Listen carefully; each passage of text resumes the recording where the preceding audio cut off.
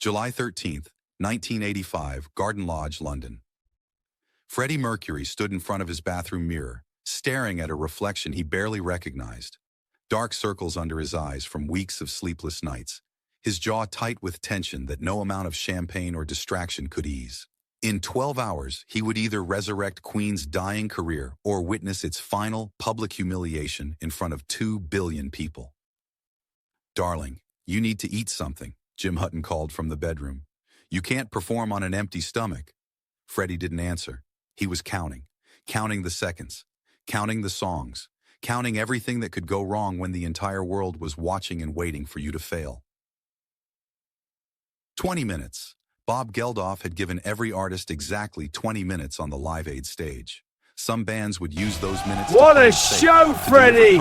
Incredible! The crowd was on fire! Freddie Mercury hadn't spent 3 weeks in brutal military precision rehearsals just to play it safe. He'd spent 3 weeks preparing to take back everything the music industry had stolen from Queen. Their credibility, their relevance, their crown, and he was going to do it in 20 minutes or die trying. To understand what happened at Live Aid, you need to understand how far Queen had fallen by 1985. This wasn't just about commercial disappointment or critical backlash. This was about watching a kingdom crumble while you stood helpless to stop it. 1982's Hot Space album had been a disaster, an attempt to embrace disco and funk that alienated their rock fan base while failing to capture new audiences. Critics had been brutal. Queen, desperately chasing trends they're too old to understand. The dinosaurs of rock trying to dance and failing miserably. American MTV refused to play their videos. Radio stations replaced Queen songs with the new wave and synth pop that dominated the mid-80s. Duran Duran, Wham, and Culture Club were what young people wanted now. Queen was what their parents listened to. The 1984 The Works Tour had shown empty seats in venues that once sold out instantly. Industry executives who'd once courted them now returned calls days late if they returned them at all. The message was clear. Your time is over. Brian May remembered standing backstage in Detroit, looking at an audience that was maybe 60% full. "We used to own America," he'd said quietly to Roger.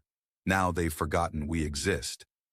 But the cruelest cut came from the music press. Not the negative reviews Queen had always divided critics, but the dismissive tone, the casual way journalists would write once great bands like Queen or back when Queen still mattered, as if they were already dead, already irrelevant, already history rather than present. Freddie read every word, absorbed every insult. 60% full. "We used to own America," he'd said quietly to Roger. "Now they've forgotten we exist." But the cruelest cut came from the music press. Not the negative reviews Queen had always divided critics, but the dismissive tone, the casual way journalists would write once great bands like Queen or back when Queen still mattered, whispers, as if they were already dead, already irrelevant, already history rather than present. Freddie read every word, absorbed every insult, let every dismissal fuel something dark and determined growing inside him. "They think we're finished," he told the band during a meeting in early 1985. "They think we're too old, too theatrical, too yesterday. They've already written our obituary." "Maybe they're right," John Deacon said quietly. "Maybe our time has passed." Freddie's eyes flashed with something dangerous. Our time passes when we decide it passes. Not when some 22-year-old journalist who wouldn't know real music if it bit him decides we're inconvenient to his narrative. "So what do?" Roger asked. "We wait for our moment," Freddie said, "and when it comes, we make them remember exactly who the fuck we are." March 1985. The phone call from Bob Geldof's office came on a Tuesday afternoon. Queen was invited to perform at Live Aid, a massive charity concert to raise money for Ethiopian famine relief. Wembley Stadium in London. Simultaneous broadcast with Philadelphia. 2 billion people watching worldwide. Every major artist in the world would be there. David Bowie, Elton John, U2, Paul McCartney, The Who, Led Zeppelin, a who's who of rock royalty, and Queen. The band that everyone had written off. "It's 20 minutes, the booking agent explained. "Same as everyone else. No special treatment, no exceptions." The band met that evening to discuss whether to accept. The risk was enormous. If they failed on the world's biggest stage, it would be the final nail in their coffin, the definitive proof that Queen's time had passed. "We should do it," Freddie said immediately. "This is our moment, or our execution," Brian pointed out. "If we're bad, 2 billion people will witness it. Then we won't be bad," Freddie said simply. "We'll be perfect. Better than perfect. We'll be undeniable." They accepted the invitation, and Freddie Mercury began planning their resurrection with the precision of a military campaign. What happened over the next 3 months was unprecedented. While other Live Aid performers treated it as just another gig show up, play your hits, collect good publicity, Queen approached it like their lives depended on it. Because their careers did. Freddie rented Shaw Theatre in London for private rehearsals, not casual run-throughs. Brutal, exhausting, military precision rehearsals that lasted 8 hours a day. "We have 20 minutes, Freddie told them on the first day. 20 minutes to remind the world that Queen is the greatest live band on this planet. That means every second matters, every note, every gesture, every moment of connection with that audience. They analyzed every song in their catalog, looking for the ones that would create maximum impact in minimum time.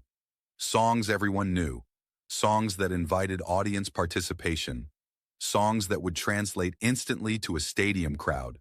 They timed everything down to the second. Bohemian Rhapsody's opening, but just the powerful piano section, not the 6-minute epic. Radio Gaga with its iconic, synchronized clapping, Hammer to Fall for pure rock energy, Crazy Little Thing called Love to show versatility, We Will Rock You and We Are the Champions back-to-back for the triumphant finish. But the genius was in the details. Freddie choreographed his movements to maximize visual impact.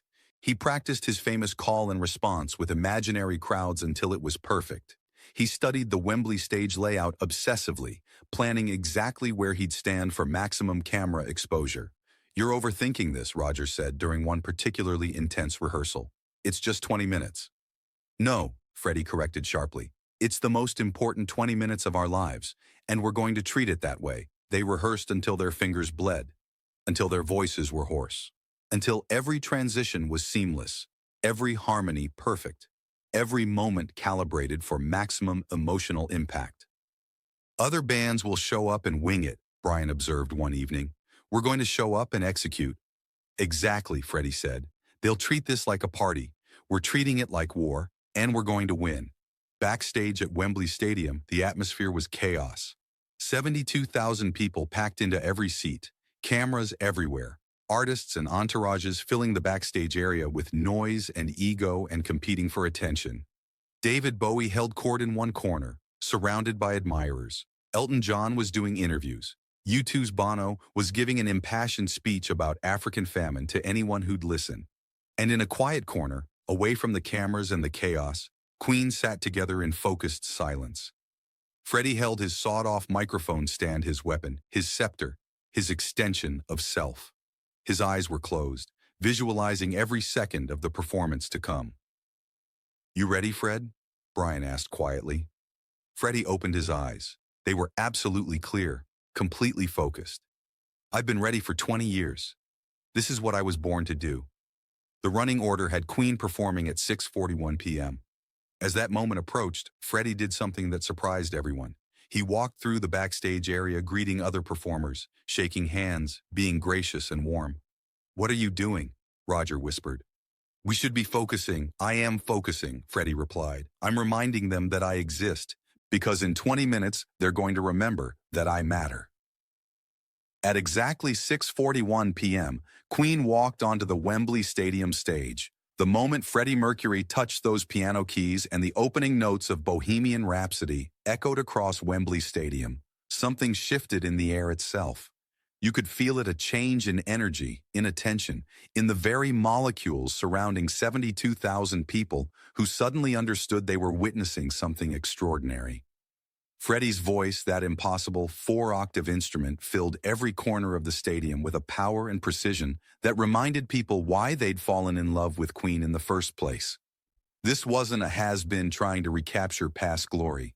This was an artist at absolute peak performance, commanding the stage like a general commanding an army. "Mama just killed a man." And 72,000 voices sang along, The words they'd forgotten, they knew suddenly returning like muscle memory. Then, the transition to Radio Gaga. And this is where Freddie's genius for audience connection became undeniable. The synchronized hand-clapping, something Queen fans had done at concerts for years, suddenly became a massive visual phenomenon that cameras captured from every angle. 72,000 people moving as one, following Freddie's lead, becoming part of the performance rather than just witnesses to it. Backstage, performers who'd been ignoring Queen suddenly stopped what they were doing. Elton John stood transfixed. David Bowie watched with visible amazement. Even Bono, rarely impressed by anyone, stood staring at the monitors in something approaching awe. "My God," Elton whispered. "He's taking over the entire concert." And he was. Freddie Mercury wasn't just performing, he was possessing. Every camera instinctively focused on him. Every cutaway shot found him. His energy was so enormous, his stage presence so overwhelming, that even the cameramen couldn't look away.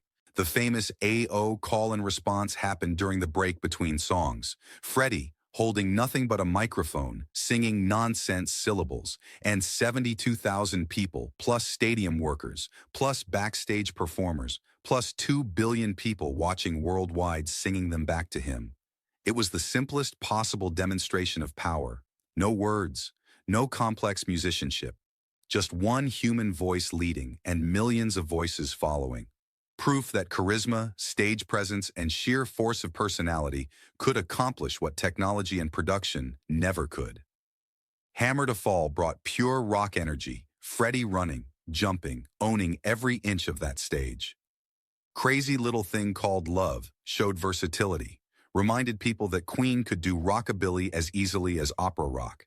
And then the final 1-2 punch, We Will Rock You, flowing seamlessly into We Are the Champions. By the time the last notes of We Are the Champions echoed across Wembley, something impossible had happened. Queen the band written off as irrelevant, dismissed as yesterday's news, forgotten by an industry that valued youth over artistry, had just delivered the greatest performance in Live Aid history. In 20 minutes, they'd reminded 2 billion people why they'd been champions in the first place. The moment Queen left the stage, chaos erupted backstage. Every performer, every journalist, every industry executive suddenly wanted to talk to them. The band that had been invisible 30 minutes earlier was now the only thing anyone could discuss. Elton John found Freddie in the hallway, still sweating, still high on adrenaline. "You bastard," Elton said, embracing him. "You absolute bastard. You stole the show." "I didn't steal anything," Freddie replied with a smile. "I just reminded people who we are." David Bowie shook his head in amazement. "I have to follow that." "How am I supposed to follow that?" "With difficulty, darling," Freddie said. "With great difficulty." But the real vindication came in the days and weeks that followed. Music critics who'd written Queen's obituary were suddenly scrambling to explain how they'd been wrong. Queen proves they're still relevant. Mercury reminds us why he's rock royalty. The band we'd written off just delivered the performance of the decade. Record sales exploded. Greatest hits re-entered charts worldwide. Radio stations that had stopped playing Queen suddenly couldn't play them enough. MTV, which had refused their videos for years, put Queen on heavy rotation. The industry had declared Queen dead. Live Aid resurrected them through sheer force of talent and will. Today, music historians and performers study Queen's Live Aid performance like a masterclass. Every music documentary about the event spends more time on Queen's 20 minutes than any other performance. It's taught in performance classes as the definitive example of how to command an audience. But the real lesson isn't about technique or preparation, though both mattered. The real lesson is about refusing to accept other people's judgment of your worth. In 1985, the music industry had decided Queen was finished. They'd moved on, made room for younger, newer, more fashionable artists. They'd written the narrative that Queen's time had passed. And Freddie Mercury said no. He didn't argue, didn't complain, didn't beg for attention or relevance. He simply prepared like his life depended on it, walked onto the world's biggest stage, and reminded everyone forcefully, undeniably, that talent doesn't have an expiration date, that greatness doesn't fade just because fashion changes, that some artists aren't bound by the industry's arbitrary rules about who matters and who doesn't. 20 minutes, 6 songs, one performer who refused to be invisible. That's all it took to change everything. When people ask what made Queen's Live Aid performance so special, the answer isn't complicated. It wasn't smoke and mirrors or studio trickery or calculated marketing. It was 4 musicians who'd been counted out, led by a frontman who refused to accept dismissal, delivering absolute perfection when the entire world was watching. It was Freddie Mercury standing on that stage, holding his broken microphone stand like a scepter, commanding 72,000 people and 2 billion viewers with nothing but talent, preparation, and the absolute certainty that he belonged exactly where he was. On top, where he'd always been, where he'd always remain, the king reclaiming his throne, not asking permission, not waiting for invitation, just taking what was his. In 20 perfect minutes. And the world, the industry that had dismissed him, the critics who'd written him off, the audiences who'd forgotten, had no choice but to bow down and remember. Freddie Mercury was, is, and always would be a champion. And champions don't fade. They just remind you why they earned the crown in the first place.